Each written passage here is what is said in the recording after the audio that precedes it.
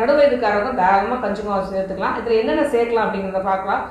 முக்கியமாக கருங்குருவை அரிசி, சாதாரண அரிசி முதல்லாம் சேர்த்துட்டு இருந்தோம். இப்போ நமக்கு நிறைய கருங்குருவை அரிசி கிடைக்குது, வேறு கருப்பு கவுனி எல்லா வித அரிசியும் கிடைக்குது.